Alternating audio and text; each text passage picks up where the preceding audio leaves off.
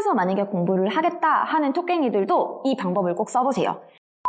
교재와 독해 교재를 같이 병행을 하는 겁니다. 그러면 내가 처음에 독해 문제집만 풀려고 했을 때는 잘 안 풀렸던 게 배우면 배울수록 해결이 되는 카타르시스를 여러분이 느끼게 되실 겁니다. 어떻게 시간을 줄일 수 있을까요? 모든 문제집과 모든 강의들에 보면은 다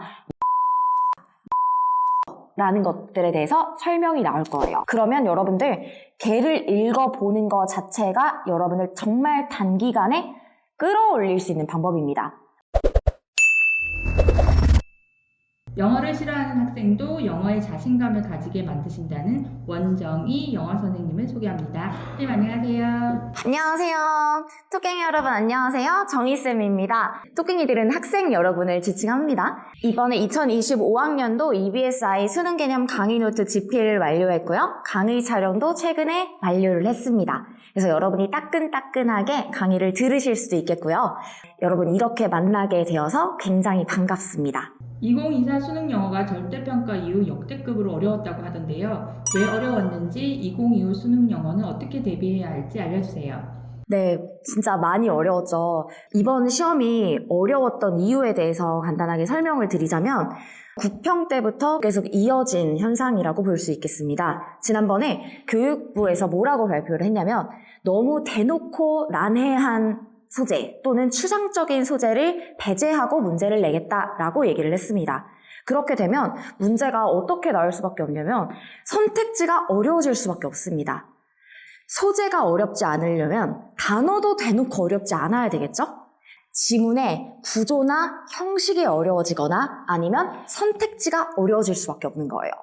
그래서 선택지를 보고 어떤 연습을 여러분들이 앞으로 해 나가셔야 되냐면 그냥 쭉 줄을 보고 이거 정답이다 혹은 오답이다 그냥 그 줄 전체가 정답인지 오답인지 가려내는 게 아니라 줄 전체에서 어떤 단어 때문에 오답인지 여기서 이 표현 때문에 오답이다 이거를 선택지를 보고 정확하게 오답인 이유, 정답인 이유 그 근거를 찾아내는 훈련을 1월부터 2월부터 맨 처음부터 연습을 하셔야 됩니다. 근데 사실 이게 되려면 구문을 제대로 하실 수가 있어야지 이게 가능합니다. 구문이 잘 되어 있는 상위권 토깽이들 같은 경우에는 바로 이렇게 하면 되겠다 이렇게 접근을 하시면 되는데 근데 만약에 나는 영어의 기본기가 좀 약하다 이런 토깽이들 같은 경우에는 구문 훈련부터 먼저 겨울방학 때 제대로 다져야 됩니다. 그게 가장 중요하다라고 보실 수 있겠습니다. 예비 고3 학생들을 위해 시기별 공부법을 알려주신다면? 겨울방학 때는 무조건 어휘를 잡으셔야 됩니다. 아니 어휘는 뭐 이제까지 12년 동안 잡았던 거 아니냐 이렇게 생각을 하실 수가 있는데 여러분이 단어 100개를 하루에 외우는 절대적인 시간을 줄이는 거를 목표로 하는 거예요.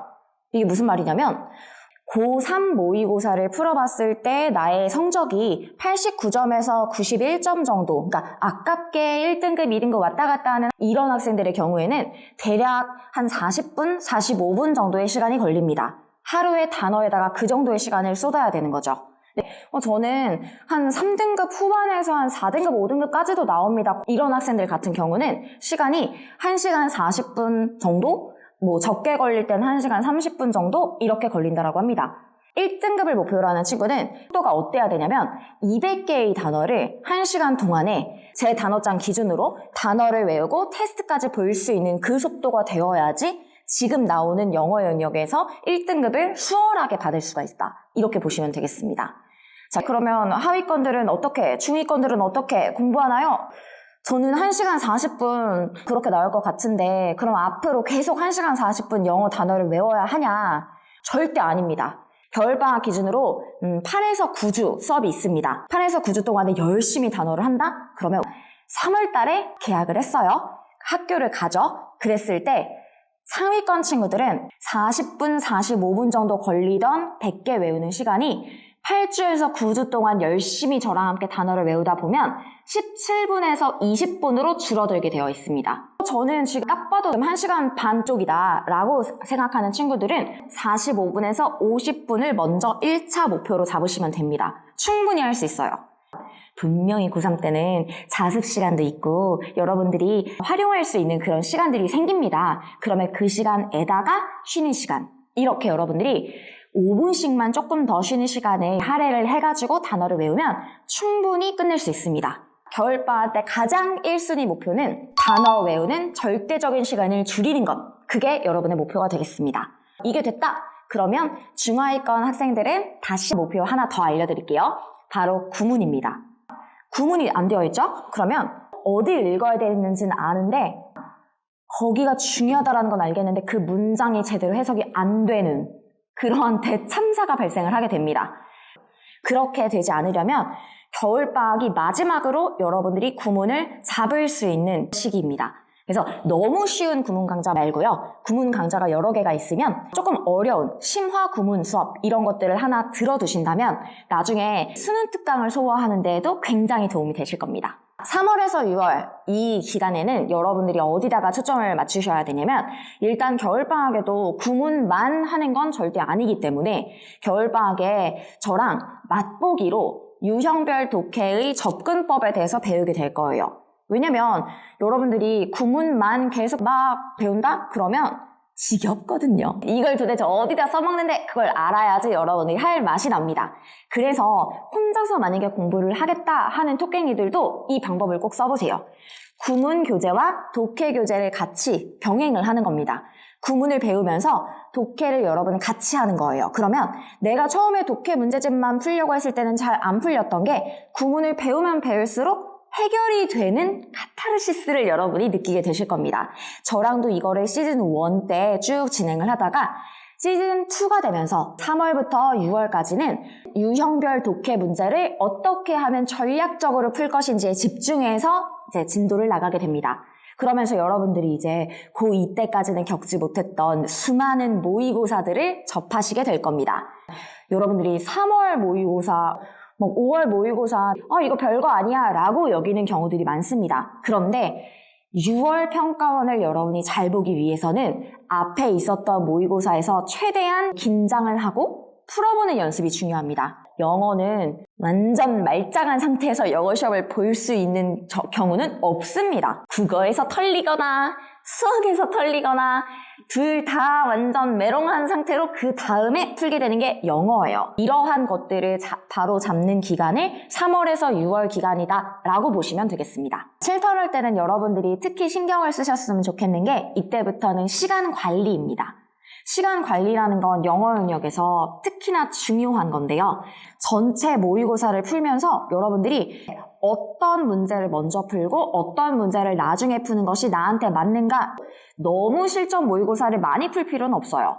이거는 우리 가장 마지막 시즌에 하면 되거든요. 하지만 이 시기에는 일주일에 한 번, 중하위권 같은 친구들 같은 경우에는 2주일에 한 번 정도는 계속 트라이얼 해보시는 게 좋습니다. 그럼 저 어떻게 시간을 줄일 수 있을까요? 모든 문제집과 모든 강의들에 보면은 다 연결사, 연결어라는 것들에 대해서 설명이 나올 거예요. 이게 무슨 말이냐면 however이 나오면 그 문장 중요하죠. 친환경 제품에 대한 글이다 라고 한번 예를 들어볼게요.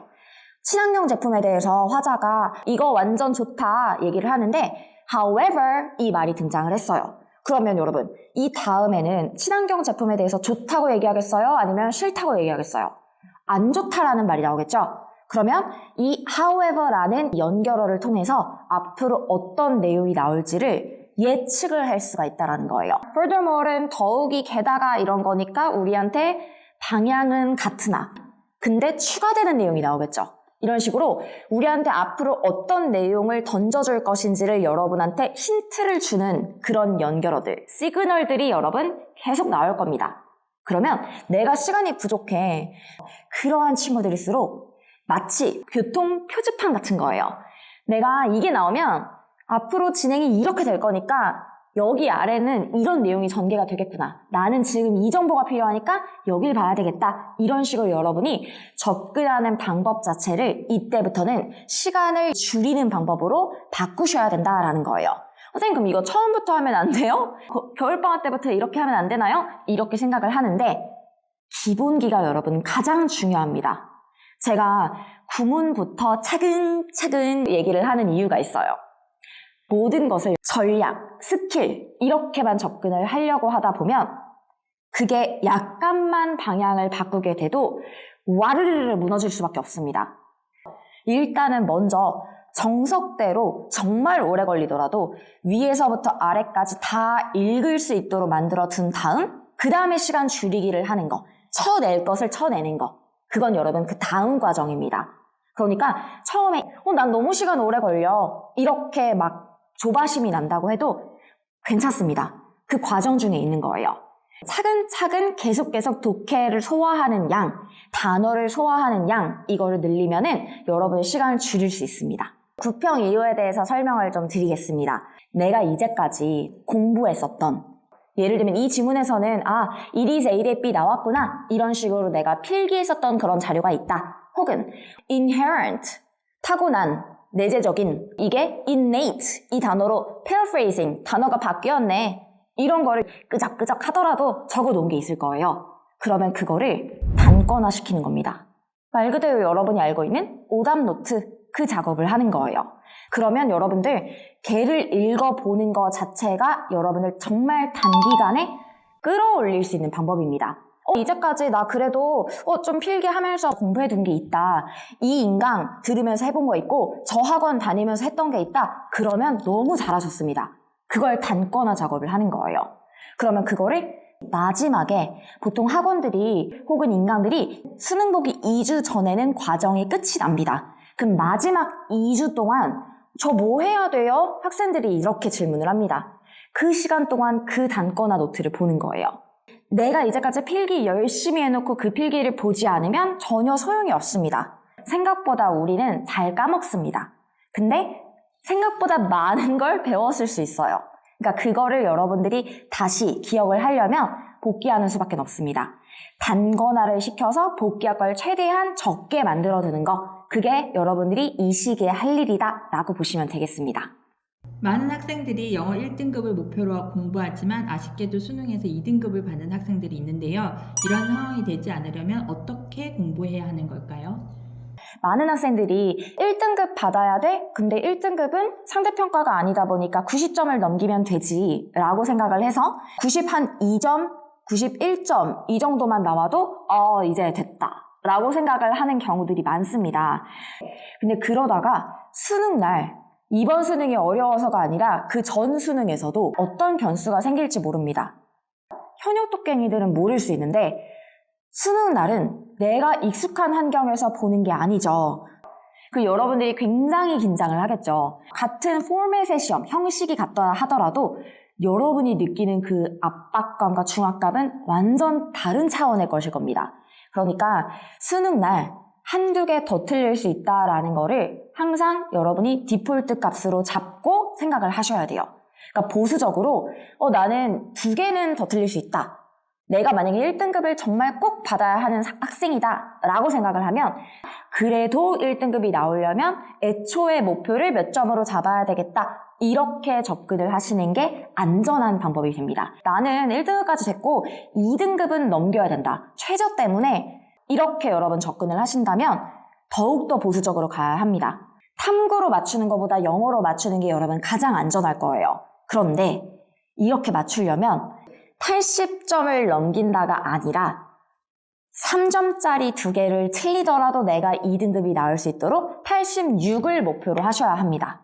이렇게 여러분 접근을 하시면 1등급은 95에서 96, 2등급은 85에서 86 이렇게 목표를 세워서 공부를 하시면 되겠습니다. 선생님, 유튜브 쇼츠 조회수가 몇백만 되던데요. 머리에 콱콱 박히는 암기법을 하나 소개해 주신다면? 향후 트렌드는 다이어가 될 수밖에 없습니다. 왜냐면 대놓고 어려운 단어가 나오는 게 아니라 알고 있는 단어인데 내가 모르는 뜻, 이런 단어들이 나올 가능성이 높습니다. adopt로 한번 예를 들어보도록 할게요. at는 어디 쪽으로 라는 전치사 to의 뜻입니다. 그리고 opt, opt 이거는 선생님 저 그거 몰라요 이렇게 생각하겠지만 여러분 아시는 거예요. 옵션, 선택하다 할 때 그 선택하다의 뜻이 되겠습니다. adopt라는 거는 A 뒤에다가 OPT가 더해졌으니까 선택하는 쪽으로 가는 거죠. 그러니까 말 그대로 adopt라는 거는 선택하다가 되는 겁니다. 그러면 선택하다에서 어떤 다이어가 파생하는데요? ADOPT랑 여러분이 헷갈리는 단어가 ADAPT예요. ADOPT. 이거는 중간에 O가 들어가 있죠? O. 얼굴이 동그란 아이를 한번 상상을 해보시는 거예요.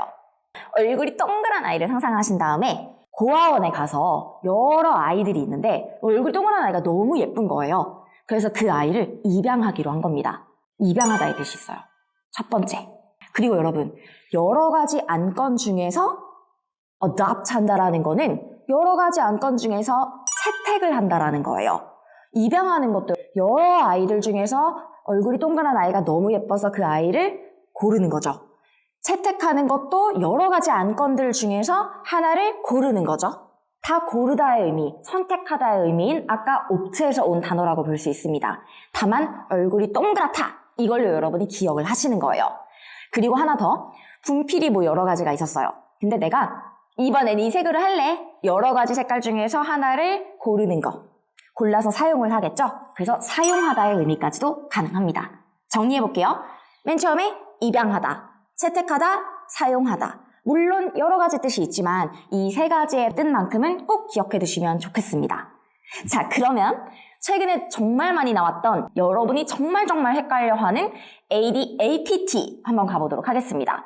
중간에 모음이 뭐가 들어갔죠? A가 들어갔습니다. 아까 O는 얼굴이 동그란 아이를 상상해보자 라고 했죠. 이번에는 어떤 상황에 A급으로 적응하다, A급, A가 들어갔으니까 이렇게 먼저 생각을 해보시는 거예요. 여러분, adapt라는 단어 들으면 이제까지 내신에서도 진화론 이런 것들이 많이 소재로 나오기 때문에 여러분들이 adapt 하면은 가장 학생들이 많이 아는 단어가 어떤 환경에 적응하다 이 단어로 제일 많이 알고 있습니다. 그래서 adapt의 첫 번째 뜻은 어떠한 환경에 A급으로 적응하다 이 뜻이에요. 첫 번째, 적응하다. 두 번째는 예를 들면 제가 넥타이를 했어요. 근데 넥타이가 너무 목이 쫄리는 거야. 그래서 나한테 내 목 사이즈에 맞게 이렇게 하는 거예요. 조정하는 겁니다. 아니면 백미러를 나한테 맞게끔 맞추는 거. 그것도 adapt 한다라고 볼 수 있어요. 상황을 나한테 맞추는 거예요. 그러면 다시 적응하다, 조정하다. 이거 사실 다 적응시키는 거죠, 상황을. 마지막 세 번째 가겠습니다. 최근에 많이 나왔던 뜻이에요. 이건 뭐냐면 웹툰 작가라고 한번 상상을 해보세요. 웹툰 작가인데 판권이 팔렸네? 그래서 이게 영화화된 거예요. 그럼 여러분, 웹툰일 때 가능한 얘기가 있고 영화일 때 가능한 스토리가 또 따로 있을 수 있죠. 그 환경에 또 맞추어서 만들어야 됩니다. 그걸 뭐라고 해요? 맞아요. 각색한다라고 합니다. 그 환경에 맞추어서 이거를 조정하는 거. 그래서 각색하다의 뜻이 있습니다. 조정하다, 적응하다, 각색하다. 이렇게 세 가지 기억해 두시면 되겠습니다. 정리, adopt, 얼굴이 동그란 아이. 그 다음 adapt, 이거는 상황에 A급으로 적응하다. 여기에서 여러분 파생해서 각각 세 가지의 뜻을 오늘 배웠습니다. 마지막으로 예비고상과 학부모님에게 전하고 싶은 말이 있다면? 잘하는 학생은 사실 어떤 교재로 하든 어떤 선생님을 만나든 잘합니다. 근데 저는 저의 역할은 뭐라고 생각하냐면 영어를 싫어하는 학생들 혹은 점수는 나오긴 나오는데 너무 하기 힘들어하는 학생들 혹은 아예 점수가 나오지 않는 그런 학생들, 이런 학생들이 끝까지 포기하지 않고 영어를 해내는 거, 완수해내는 거, 이걸 이끌어주는 게 저의 목표다라고 생각을 합니다.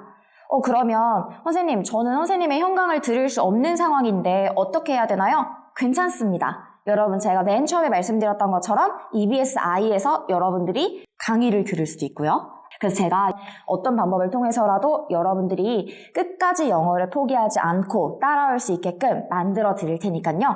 재밌게 한번 해보자 라는 생각으로 열심히 하셨으면 좋겠습니다. 자, 그러면 끝까지 화이팅 하시고 저도 여러분을 위해서 힘내서 강의하도록 하겠습니다. 안녕! 할 수 있다!